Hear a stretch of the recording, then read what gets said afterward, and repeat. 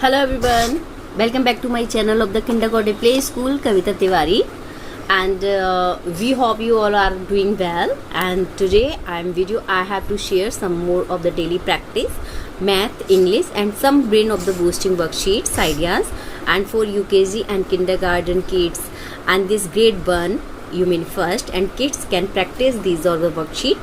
All these activities sheet are the suitable on this for children of the age group and this 5 to 7 years old.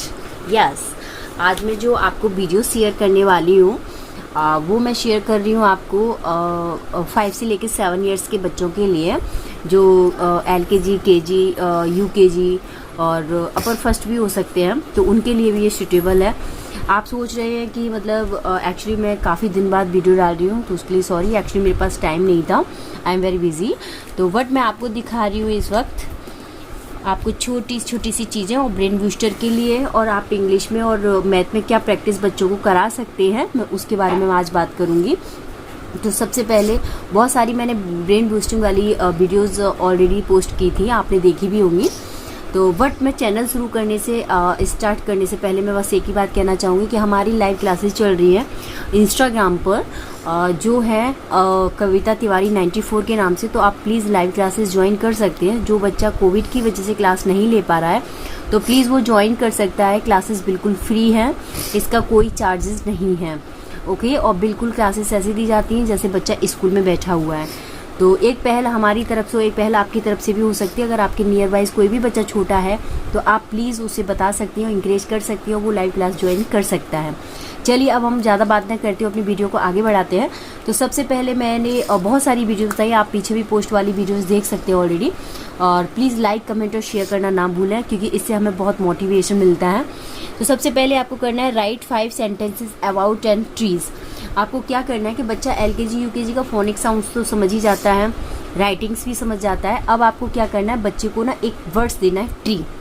अब tree के ऊपर उसे ना कुछ 5 या 5 या 6 सेंटेंसेस दे दो कि tree grow apples, tree are good, tree have roots, trees are garden because leave are greens. मतलब इस तरीके से दीजिए कि बच्चा ना सिर्फ ट्री को लेके और छोटे छोटे सेंटेंसेस बना सके, क्योंकि वो एकदम बड़े वर्ड्स तो मतलब पढ़ नहीं सकता है।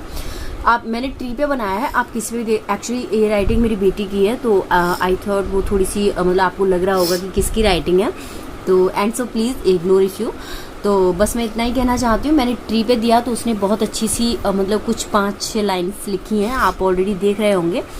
तो इसी तरीके से आप मैंने ट्री पे दी, आप किसी और पे दीजिए, बहुत छोटे छोटे से वर्ड्स दीजिए। बच्चा अपने आप ये छोटे छोटे वर्ड बनाएगा, तभी कल आगे चल के बहुत अच्छी स्पेलिंग्स और बहुत अच्छे सेंटेंसेस बनाना सीखेगा, राइट। ये मेरी पहली वर्कशीट थी। अब दूसरी वर्कशीट की तरफ चलते हैं। दूसरी वर्कशीट है आपकी कि write the names of 10 farm animals. जो फार्म एनिमल्स होते हैं उनके बारे में हम बात करेंगे। तो फार्म एनिमल्स हम कहेंगे बच्चा आपको आज 10 फार्म एनिमल्स के बारे में बताना है। याद तो सब कर लेते हैं, ओरल तो बहुत इजी होता है लेकिन लिखना बहुत हार्ड होता है। तो बच्चों को फिर LKG से स्टार्ट कर दीजिए कि फार्म एनिमल्स आपको क्या क्या कराना है। तो donkey, duck, sheep, cat, pig, goat, dog, cow, hen, horse, उसको जो समझ में आता है वो करने दीजिए। आप उसे फोर्स मत कीजिए, उसे जो वर्ड्स आते हैं उसे करने दीजिए। इससे क्या है, इसकी प्रैक्टिस होगी, उसे फार्म एनिमल्स याद भी होंगे और लिखना भी सीखेगा। इसके बाद आता है राइट द मिसिंग नंबर्स। तो मैंने यहाँ पे दिया है बैक मिसिंग द नंबर्स, मतलब जो रिवर्स होती है काउंटिंग, 100, 99, 98, फिर 97, 96। इसी तरीके से आपको 150, फिर उसके बाद उसे लिखना है 149, 148, फिर डॉट डॉट डॉट, फिर उसके बाद लिखना है 79 डॉट डॉट डॉट 75 के बीच में लिखना है 50 डॉट डॉट, फिर 47 in this dot, 48 dot dot dot and 45 dot. क्योंकि LKG UKG के बच्चे की बैक काउंटिंग यहाँ तक ऑलरेडी हो जाती है, तो मुझे लगता है शायद वो बच्चा बहुत अच्छे से मिसिंग नंबर्स ये कर सकता है। उसके बाद हमें उसे बताने हैं ऐड और सब्ट्रैक्शन। तो ऐड सब्ट्रैक्शन कैसे बताने हैं, बिल्कुल इजी हैं। आपने मैंने यहाँ पे दिया है जैसे right the numbers of come after and the befores. तो यहाँ पे दिया मैंने 49, 50 मैंने यहाँ पे ऐड किया है और यहाँ पे मैंने डॉट किया था। तो मेरी बेटी ने लिखा था 49 और 15 के बाद आता है 51, तो उसने इस तरीके से लिखा। फिर मैंने उसी का यहाँ पे लिखा right the numbers of word, कि मतलब मैंने जो वर्ड्स लिखा है बेटा तो वो कैसे मतलब आपको यहाँ लिखना है, तो उसने 50 की स्पेलिंग लिख दी।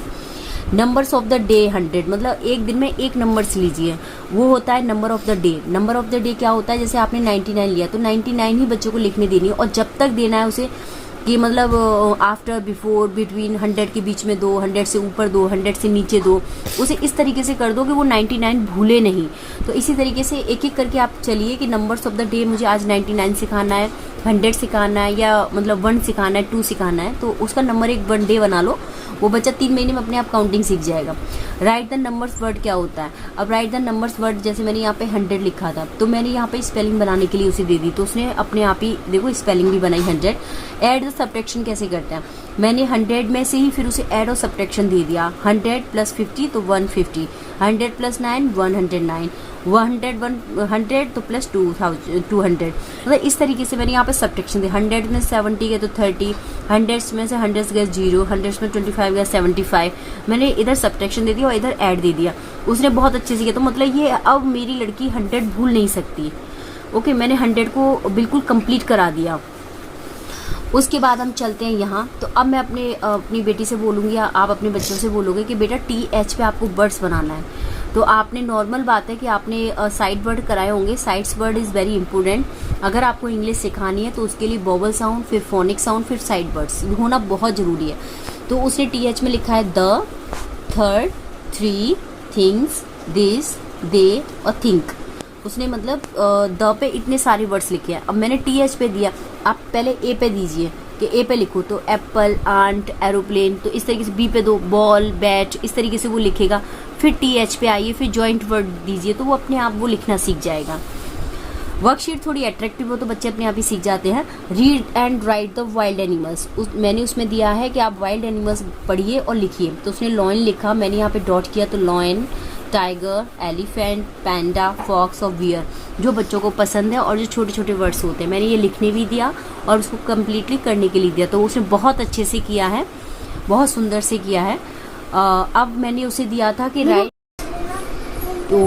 10 words that short with letters. इसमें क्या है कि मैंने उसको दिया था कि बेटा आपको D लेटर से वर्ड्स बनाने, आपको जो भी आता है, आपके घर में किसी फैमिली मेम्बर्स का नाम है या किसी भी एनिमल्स का नाम है, फ्रूट्स नाम है, वेजिटेबल्स नाम है, कलर्स नाम है, एनीथिंग एक्स्ट्रा, कोई फ़र्क नहीं पड़ता, सिर्फ आपको विद लेटर D देना है। पहले मैंने अपनी बेटी को A दिया था, तो A में उसने 10 वर्ड्स लिखे थे, फिर मैंने B में दिया, C में दिया, आज मेरा उसका D लेटर था।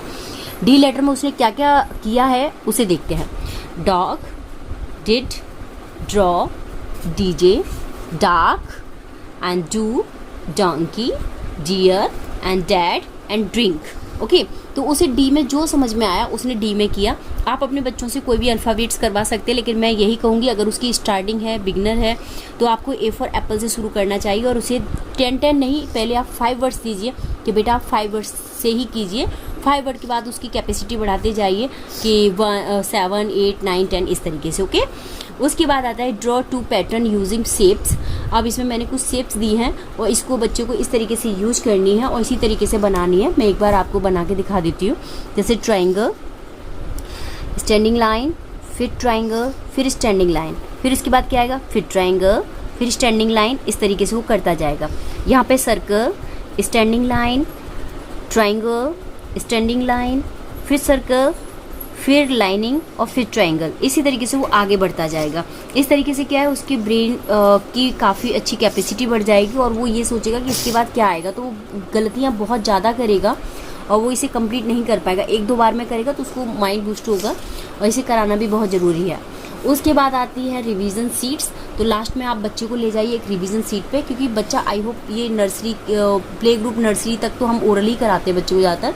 LKG में ये प्रॉपर्ली आने लगता है कि उसके बच्चे का नाम क्या है, पापा का नाम, मदर का नाम, कहाँ रहता है, मोबाइल नंबर, एनीथिंग एक्स्ट्रा, बहुत सारी चीज़ें आती हैं।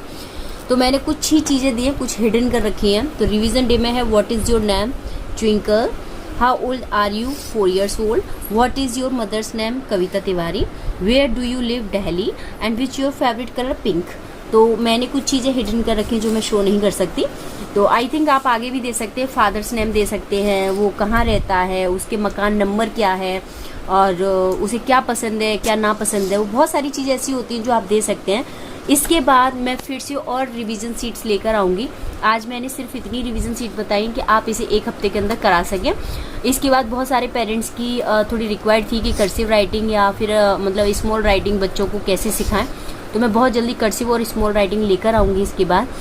तो प्लीज़ देखना ना भूलें। और आज की वीडियो प्लीज़ कैसी लगी आप लाइक कमेंट और शेयर करके ज़रूर बताएं please. Thank you so much. Thank you.